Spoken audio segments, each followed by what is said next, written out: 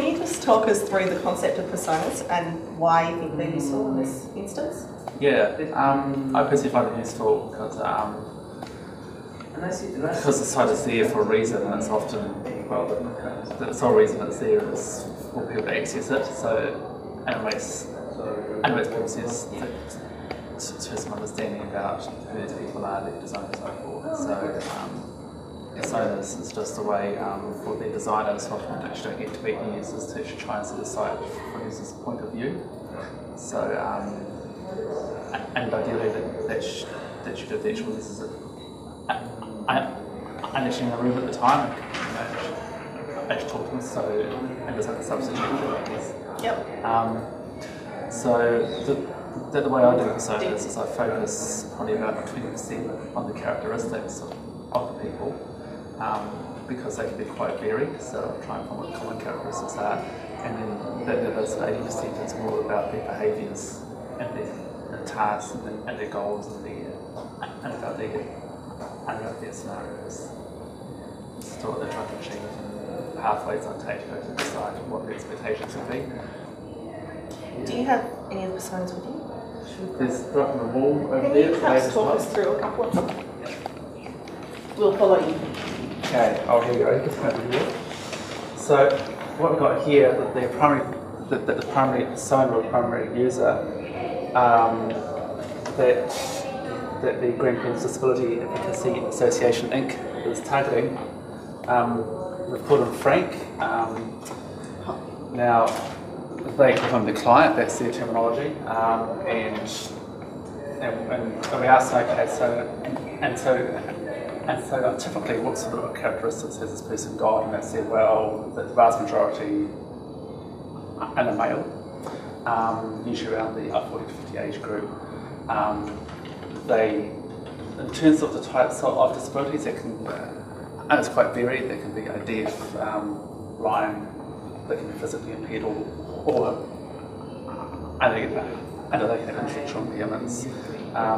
So it's all sorts of different types of disabilities. So we can't profile, all those users. It's just hard to do that. So what we did is we picked a fairly common scenario, which is somebody who may be, in this case, it was a motorbike accident about 20 years ago, and he's in a wheelchair. So he's actually housebound most of the time, so he was quite isolated. And the website is a way for him to actually make contact with the outside world in a way and to get help with things. So we put down here what their challenges are. So the fact that he's quite bright, but he takes quite a long time to get around things. It takes him a long time. He might have a hard time understanding things, but that he will work it out in the end.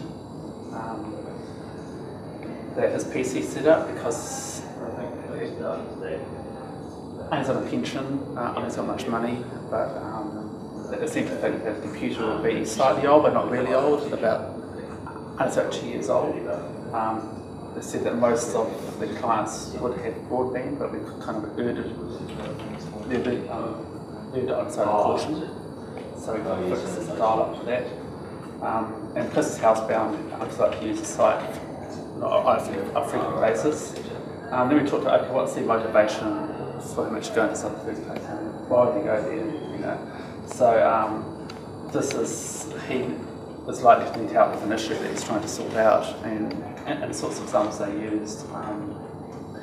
People want to lay complaints, so I was using his wheelchair, like there might be potholes in the road, or that the library doesn't have it, and he's got ramps and he can't get up there, so we use that as an example of the scenario is that he can't use the library, and it's embarrassing because he's been lifted up the steps and he wants that they're actually legally obligated to offer ramps. So now we talk about kind of small country towns here. This is where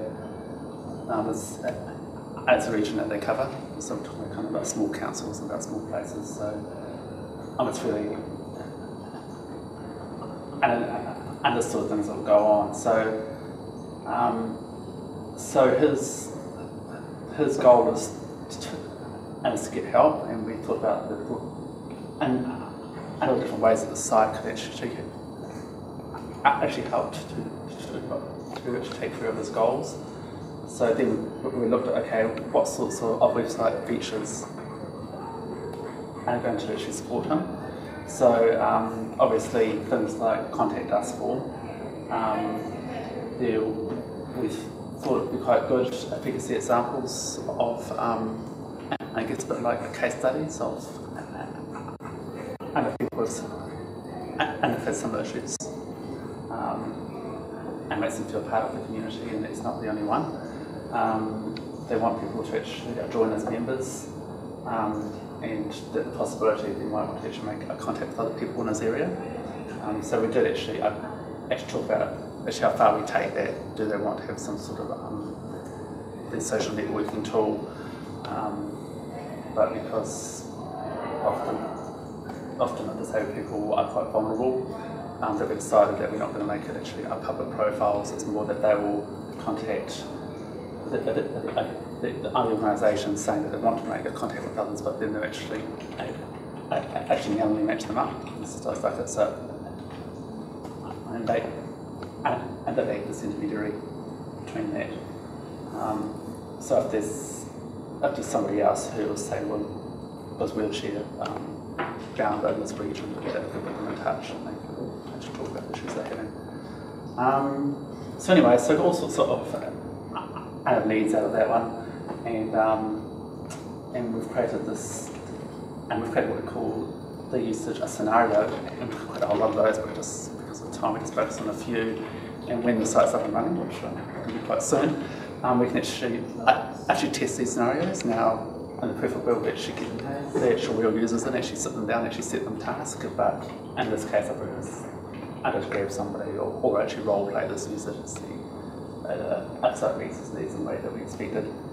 And then we would like to with my personas as well, as with the other personas, is actually working out what the linkages are between the personas. So in this case, this persona here is actually as a caregiver of Frank, and she's 60 and she's having a hard time looking after him because she's getting older, so she's having and she's needs as well. So we create this story around her needs, and then with agencies as well, and then we have the client who's there's a website, a content manager about her needs as well.